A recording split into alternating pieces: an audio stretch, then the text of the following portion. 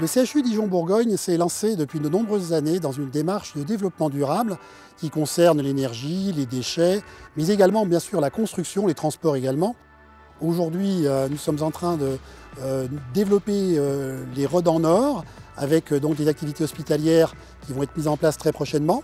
Nous avons un deuxième projet, c'est l'Institut de la fertilité, qui sera très probablement aussi en ossature bois, avec donc les avantages de montage assez rapide, simplifié, pas trop de nuisances pour les services de soins et donnant des résultats tout à fait satisfaisants en matière de résistance au feu, en matière de développement durable, comme je l'ai expliqué. On a conçu un système en charpente bois avec des panneaux en ossature bois et une couverture en bois, de façon à avoir une intervention la plus limitée possible. Il s'agit d'un chantier qui se développe sur 1300 m² environ. Donc la complexité du projet, c'est qu'on est dans un site occupé sensible par son activité, qu'on ne peut pas perturber. Le projet se trouve dans le secteur des urgences, entre autres. On ne peut pas perturber non plus le fonctionnement de tous les circuits pompiers et autres liés à la sécurité, les patients et le personnel.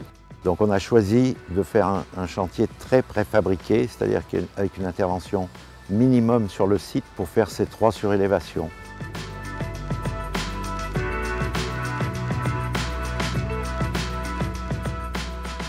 C'est à peu près une quinzaine de murs par bâtiment et puis la toiture arrive sous une vingtaine de panneaux.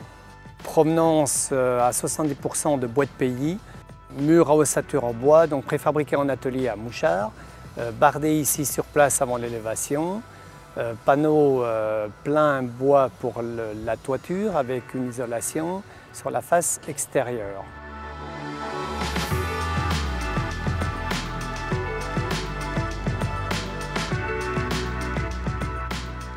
L'hôpital d'enfants est un gros chantier qui a démarré en 2016, qui se poursuivra jusqu'en 2023.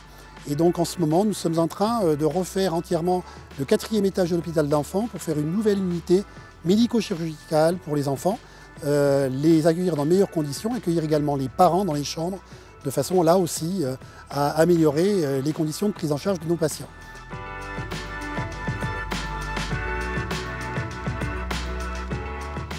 Dans le cadre des réhabilitations thermiques des bâtiments, nous avons également entamé la réhabilitation du C2R dans son enveloppe. Depuis plusieurs mois, le service de rééducation neurologique du C2R bénéficie de différents travaux, comme par exemple tous les vitrages qui ont été changés dans les chambres, mais aussi dans les salles communes. D'autres travaux ont été réalisés, comme par exemple le changement de tous les éclairages. Donc nous bénéficions maintenant d'éclairage LED accompagné de variateurs, donc ce qui permet au personnel un confort de travail évident, mais surtout au personnel de nuit qui apprécie effectivement de pouvoir baisser l'intensité de la lumière la nuit.